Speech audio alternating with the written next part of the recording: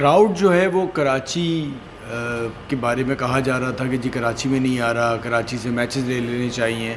But Lahore में भी जो मैचेस हो रहे हैं, कल भी जो मैच हुआ था, आज तो लाहौर का मैच है, उस तरह से क्राउड नहीं आ रहा। देखिए, क्राउड एक ना आने की वजह जो सबसे बड़ी है कि ये पीएसएल हुआ करता था फरवरी मार्च में, आप इस गर्मी में कर रहे हैं और आसान नहीं होता बैठ के मैच देखना, तो ये भी एक बहुत बड़ी वजह है। दूसरा ये है कि आपने कराची से मैचेस भी ले लिए, कम मैचेस कर लिए।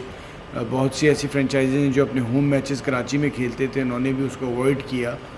बट बाकी जगहों पे भी लोग नहीं आ रहे। साथ साथ ये कि जो क्रिकेट हमारी हो रही है वो इतनी मज़ेदार नहीं हो रही है। आप इससे पहले के जितने पीएसएल हैं उनके मैचेस उठाएं, हर दूसरा तीसरा मैच जो था वो आखिरी बॉल आखिरी ओवर पे जाके ख़त्म हो रहा होता था। अब वन साइडेड मैचेस हो रहे हैं। तो जब तक हम अपनी क्रिकेट को बेहतर नहीं करेंगे और अच्छे मौसम में नहीं कराएंगे, लोग नहीं आएंगे।